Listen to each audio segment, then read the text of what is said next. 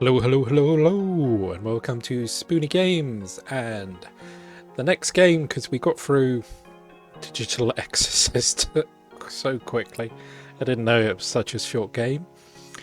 So we span the wheel, and we've got our next one as Sounder Drop Fall into Poison. There was a warning at the beginning of the game, very much like old survival horrors, Resident Evil and such, that said, you know, this game contains explicit violence and gore. So there is your warning. Apparently this has, well, there's an ending list there. Multiple endings, gory. I have no idea. I have no idea what this game's gonna be like. Well, gory by the sounds of it. So we will see.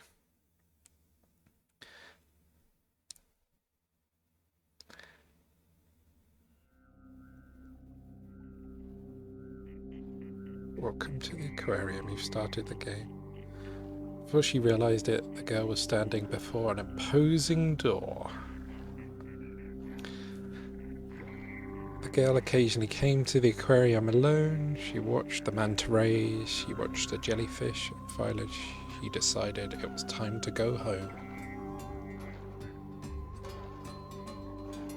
Where is this? She had her doubts, but there should be nothing else there except for the aquarium. She assured herself that she had probably wandered off onto a side path.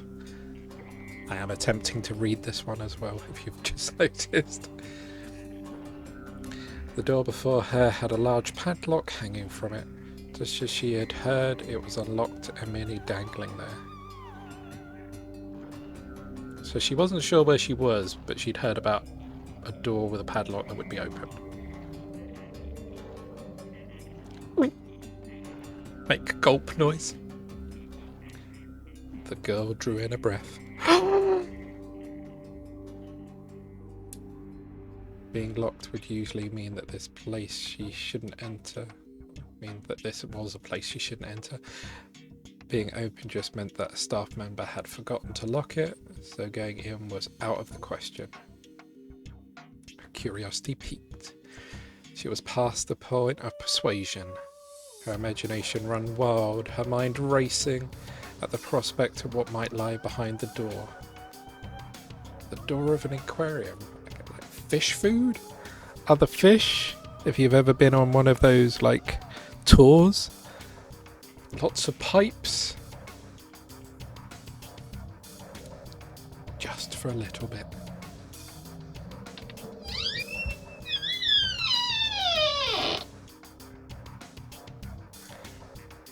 She opened the door and saw lots of glass tanks. Yeah, that's what I felt would be inside a door. Several types of fish hailing from the deep seas, from football fish and oarfish to eels. Various fish were swimming about. Why isn't this an exhibit? She thought it was over, wondering why this would be in a closed-off area. Behind her, the door shut on its own. Oh no! She's about to get fished to death. The girl spaced out, staring at the deep-sea fish swimming around. They would leap from the tank and swim in midair. Okay, so they got flying fish as well? The entirety of the room was fish and their ocean. Through an unnatural occurrence, the girl treated it as quite normal. Wasn't there originally a deep-sea fish booth that was shut down? Oh, you found the forbidden deep fish.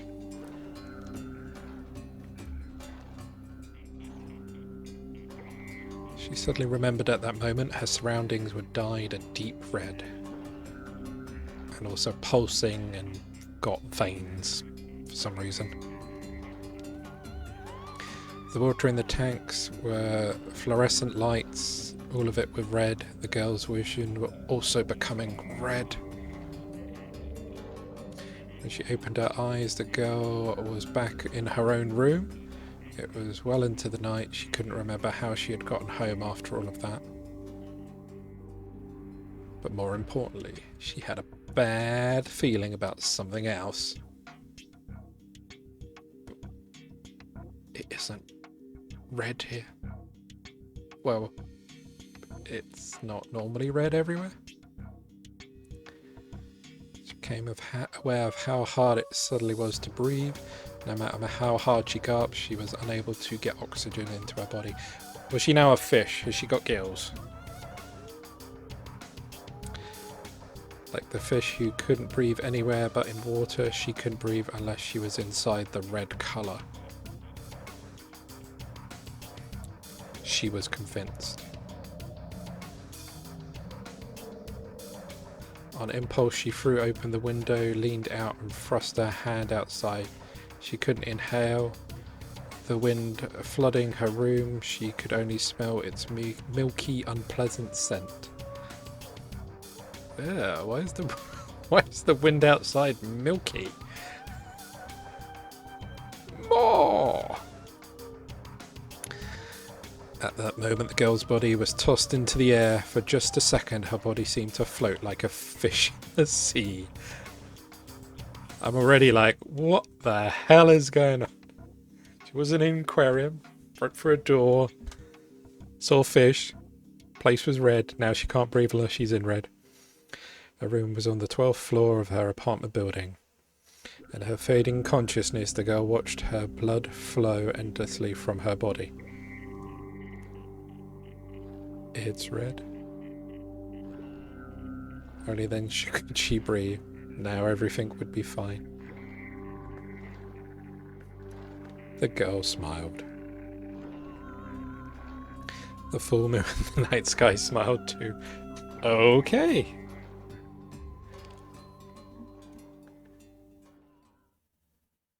So that was an intro.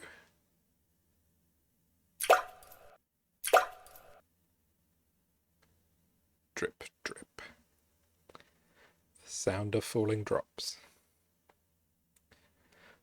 Well, there's the name of the game, Sound of Drop, but fall into poison. Unless the room was poisoned somehow. The moon was concealed behind the clouds, and all of the lights in the town were covered in water. The sound of it, the only thing left to resonate.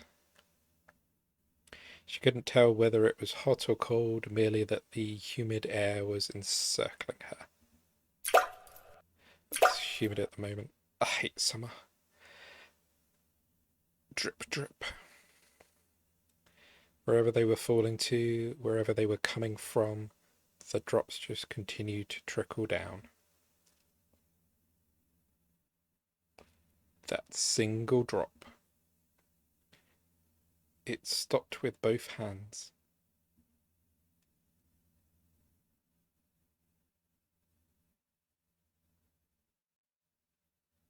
That sound of that solitary red drop. So the others? Blood?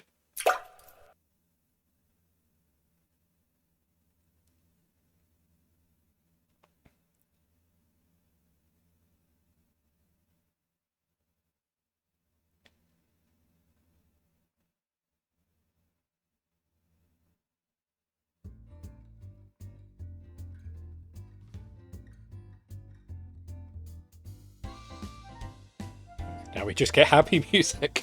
Or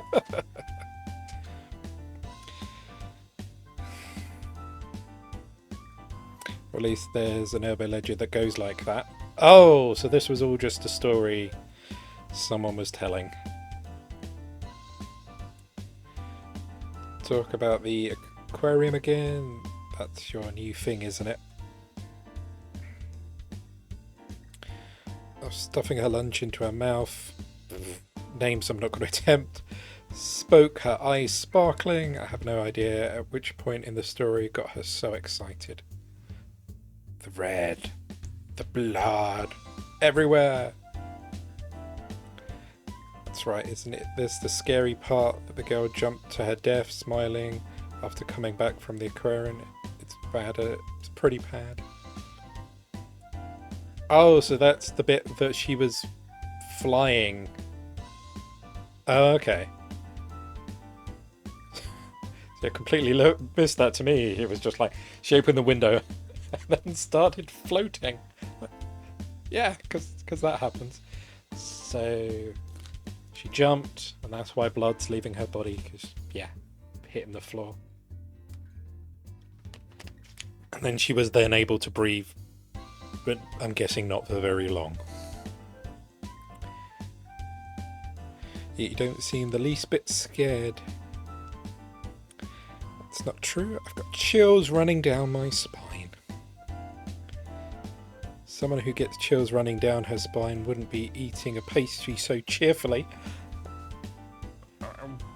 What's the proper food for when you're scared? Or do you just stop eating and never have it anymore?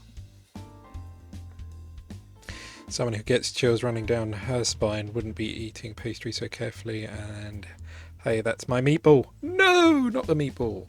Funnily enough, I made meatballs yesterday for dinner. During my break in the conversation, she stole a side dish from my box lunch. Bitch. This minced meat from growing calves and little piglets. It's the best. Why'd you have to put it like that? Jeez, why'd you have to make me lose my appetite? Because then she gets to eat the rest of your food. It's the whole plot here. I'll give you the rest of it. See? I told you. There is reasons behind it. Alright, I'll take it. Ooh. So you say that I've got, because I made a lot, I've got meatballs actually for dinner still, which I'm looking forward to. Even more so now that they're bringing it up. She took the rest of the meatballs from my lunch with amazing rhythm. The reason that I lost my appetite wasn't because of the story scared me. The aquarium and I are connected in a way that I'd rather not think about. Was it you? Were you the secret fish girl? Of course, she has no idea about the connection. If she knew, she'd never mention the aquarium around me again. At the same time, I've been afraid that this thing might cause her to stop talking to me. She is pretty much my only friend. So you don't like to bring it up, whatever happened, but you don't want to let her know, because she might not speak to you anymore. But it sounds fairly traumatic, like you had your own incident. Did you find the red fish room? Or just like, well, surely if you told your friend, like, yeah, don't bring this up anymore, weird stuff happened, they might drop it. I say might, because some friends just tease you and bring it up anyway. It isn't that I haven't talked to anyone since entering junior high. Just one person I can actually call a friend is her. Seriously, I think the whole aquarium rumour obsession is getting a bit too much. Maybe. There's so many rumours though. Like that there's a man's ghost in the tanks, that the deep sea fish booth is only open on the full moon, that the water changes into blood, or that you can hear crying from behind the tanks. The earlier one goes with that one also. That's just fine, you don't need to say any more. I say firmly, causing her to make a sour face. At the moment, she's just smiling normally. So I've got the girls round the right way. Soon after, she changes the subject, first to a TV drama that aired the night before, then to some cute fake nails with cats on that she found in a magazine. She then talks about a classmate who was dating a boy from a nearby private school, alighting on one subject before quickly changing to the next. Normally the subject of the aquarium shouldn't have popped up again, but it did, I'm guessing. Anyway, getting back to what we were talking about earlier. What exactly were we getting back into? Aquarium! I looked into it, and this Sunday will be a full moon. No! It's the thing in horror bits where it's just like, just leave that place, turn around, go. Huh? That was all I could say, the rest of my words unable to come out. So we should go see if the rumours are true or not. So there's a rumour that you can find deep sea fish exhibit on a full moon. And that rumour that you've just told meant that a girl magicked home, couldn't breathe, and then jumped out a window. And you want to see if that's true. Cool, yeah. But I know you aren't interested in stuff like urban legends, but next week we'll start preparing even, if I can get my words out, for the end of the semester, and I won't be able to hang out with you. Lately we haven't gone anywhere together, have we? So let's just follow a rumour and get killed together. Hey! If the full moon was next Sunday, I'm sure she wouldn't have said anything, but I suspect because it's happening this Sunday and next week happens to be our exam, she chose the aquarium. I know that I'm not hiding my confusion or my hesitation very well. Even so, she turns her carefree grin my way. So it's an aquarium, even if the rumours aren't true, we can still have fun, right? Well, that's true. And usually, anyway, I go with her. I have fun. Whether or not we'd have fun was not what I was worried about. By the way, in the east building of the aquarium, they have a Häagen-Dazs, whatever the hell that is. As in the Etienne restaurant. Okay, so they got a restaurant there. That's special for some reason. They had closed up at one point, but it looks like they've reopened for a limited time. Really? Really? They have cookies, cream flavour, you like too? Cookies and cream. So it's like, I want to say an ice cream place? Of course I hesitated, but in the end that settled it.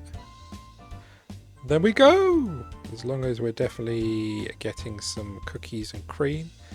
Saying you have no money because you did too much shopping is out of the question. I know, after all, I'm something of a glutton myself. Fine, fine.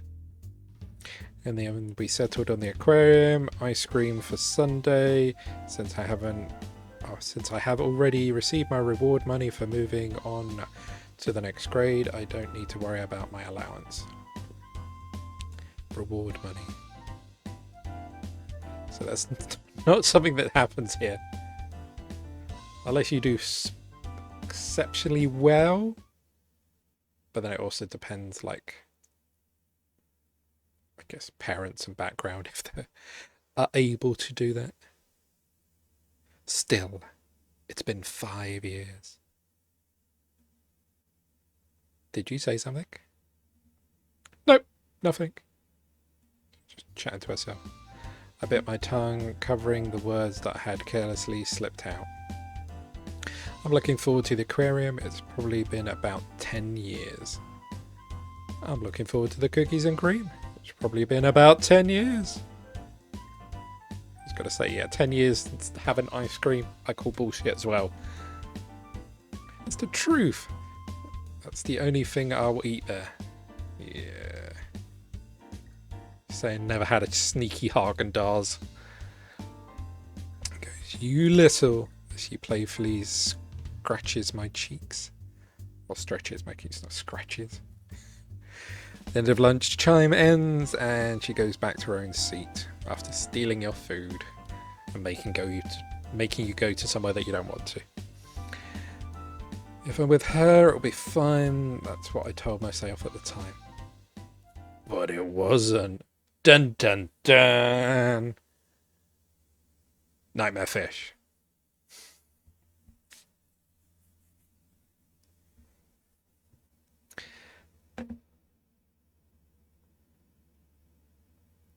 Okay, I'm guessing we're jumping to Sunday. Sunday is 3 days after that, the day I promised to go to the aquarium. Yeah, it has arrived, so we jumped to that. We are to meet at noon at the station. Is it customary for me to arrive 30 minutes early? It's customary for you. In against a pillar, I do nothing but space out. I'm all for getting to some place early, but like, if it's your local station and yeah, whoever's waiting isn't going to turn up.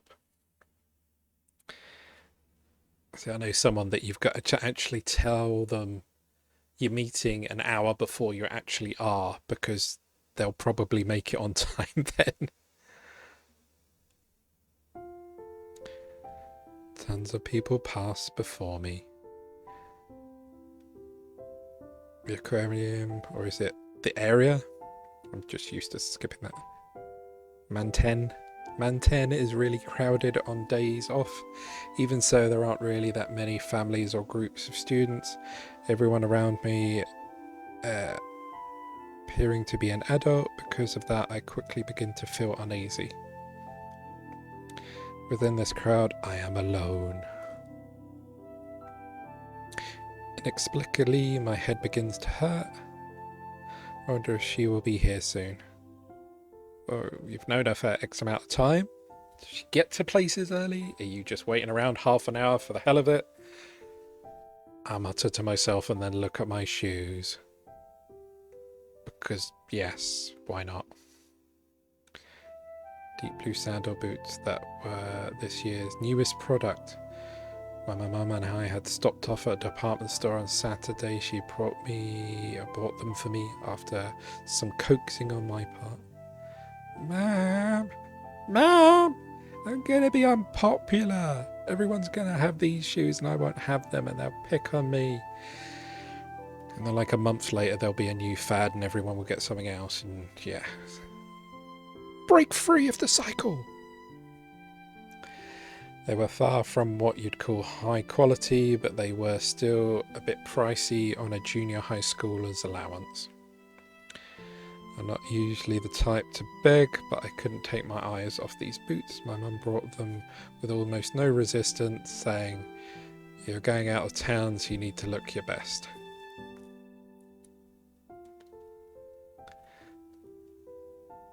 I liked both their form and their colour and found them a better fit for the summer season than anything else. Well, they do look airy. I mean, your toes are out, you've got open bits on the side.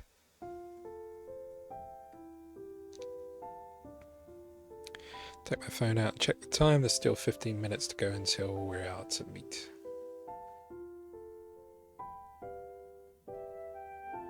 I know it's whole exposition and explaining stuff, but who has ever looked at a piece of clothes and been like, "Ah, I'm glad my mum got this. I didn't have to coax so much. Blah blah blah. It's great. It looks like such and such." And this is just like, I'd say someone that's interested in fashions thing, but I've never done that. That probably points to that I have no interest in fashion whatsoever. Comfortableness over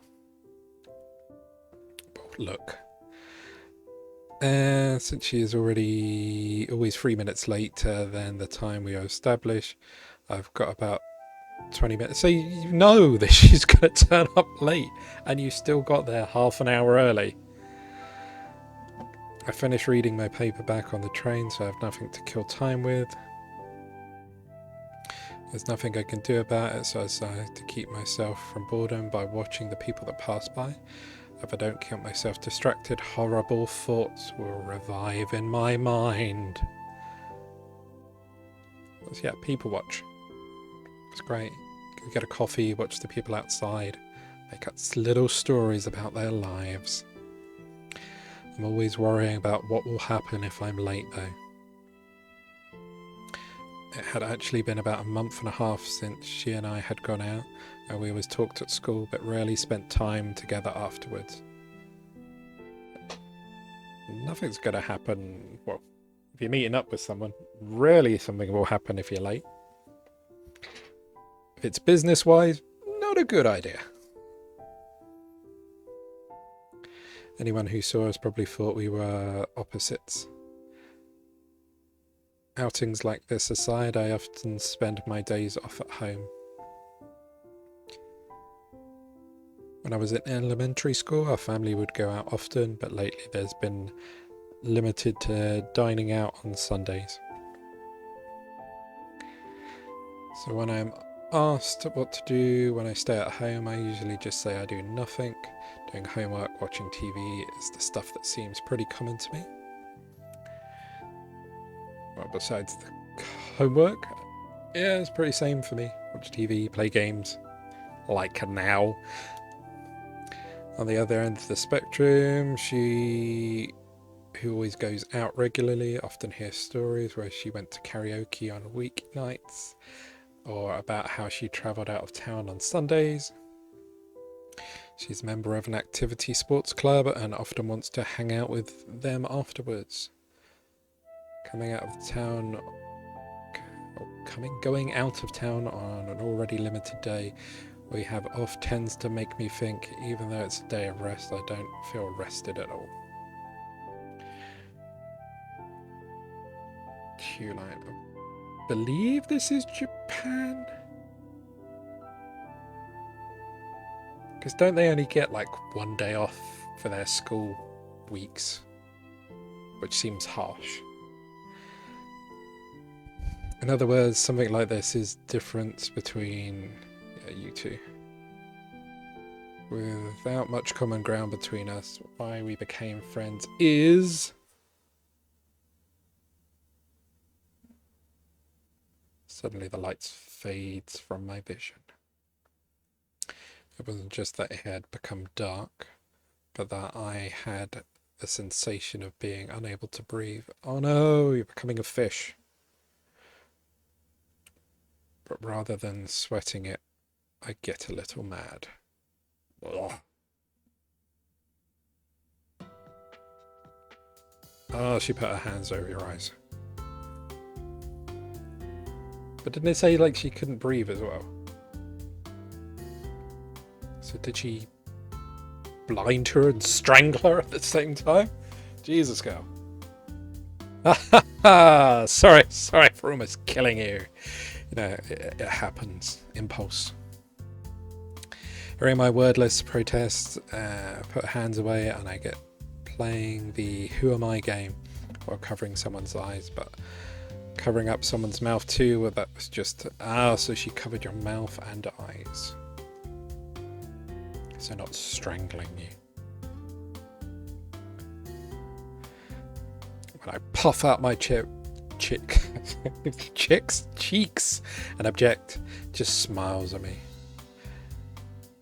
It's because you were staring out into space. So I thought, murder's the best answer. Instead of apologizing, blew on the nape of my neck without thinking. I made a weird noise. Embarrassed, I looked around 2 or 3 times, but the pedestrians walking by seemed unperturbed and didn't even look our way. The culprit who had surprised me moves in front of me before I realise it. You're mean. But I got to hear something good. No, you didn't. Moreover, you're a bitch. But you're not going to say that. As I say that, I check the time on my smartphone. It's 3 minutes to noon, our agreed upon meeting time. It's not time yet. How rare. That's rude. Jeez. I'll make you make a weird noise again. Oh, Jesus. What the hell are these? What story am I even reading? Saying that, she opens and closes her fingers in small, swift, grasping motions. At times like this, I know I had better change the subject, or get messed with by her again. Oh, by the way, did you buy a new one? You mean my necktie? Yes, I did. I thought I should get one to match my shorts. You and I haven't hung out since around midterms, and if I buy something today, I'd really be out of money. What about the aquarium? Still set on finding out about the urban legend there? Of course! That's my #1 goal, to get dead by weird fish things. But as usual, I can't count on the things that I want to do on just one hand. Okay, I get it. As long as I can eat cookies and cream, that's absolute. Haven't forgotten. Anyway, aren't your sandals new? Ties and shoes. She looked at my feet, talking about 3 times as fast as she does in class. Yay, nice, aren't they? They're super cute! Woo! How cool, I want a pair too. Nope, then we'll be too similar, and these are the only pair of sandals I have for summer. Talking like this puts me at ease. Unlike myself, who is childish, she knows a lot about fashion and trends, and even here in Manten, it seems like she blends in. Most importantly, by being with her and constantly chatting, I no longer feel lonely. Yeah, that's the whole thing of being with a friend. They help with that. Oh yeah, why did you bring such a huge bag? I'm glad you asked. Here's my break-in and entering kit. With a hee. She opens the Boston bag she had let sink down from her shoulder. A variety of things come out, such as a flashlight, insect repellent, a simple blanket, first aid kit, matches, snacks like chocolates and cookies. So yeah, I say breaking and entering kit. A shenanigans kit by the looks of it. What is all of this? Where do you plan on going? Ignoring the twitch developing in my face, she thumps her chest. Geez, to the aquarium, but since we're investigating urban legends, we should at least have some supplies. Rather than an investigation, the equipment she has reminds me more of going camping in the mountains. The snacks and blankets aside, where in the city this side would you need insect repellent or a flashlight? You say that, and I bet that's one of the things that's going to save your life. Keep these feelings to myself and just smile and let out a breath that is half exacerbated, half amused. I don't get sick of being with her. Whether she is aware of my exacerbation gaze or not, exacerbated, I can't speak. She starts to take something out and then quickly shoves it back in. She gives me a smile implying some secret. Oh, it's a gun. Oh no, wait, it's too soon for you to see that. What are you about to pull out? I'm not telling. Upon saying that, she quickly closes the bag. The way I see it, it is a wonder she fit all the supplies she had in just a moment ago. I wonder where it's all being stored. It's a magical bag. By the way, no club today? I ask with the underlying question of whether or not today is a day off for the clubs. And my question, she averts her eyes. No, probably no club today. She skipped club! Really? Giving a brief answer, I start walking. Upon hearing a reply, I immediately understand it as, she skipped it again. But not wanting to ruin the merry mood, I merely quicken my pace. I'm not in any clubs, but even I know it's not a good to skip. Speaking honestly, I want her to show up for her clubs, as she seems to be respected even by students from other schools. Coming here together looks like coming here like this makes me equally guilty though. Well, she didn't. She invited you. You're not the one that came up with this, so don't feel guilty. I'm talking like this is going to make it any kind of difference. Once I get thinking, I don't usually stop, so the conversation shifts to ramen shop that catches my eye. Do you want to get lunch? Huh? You caught that?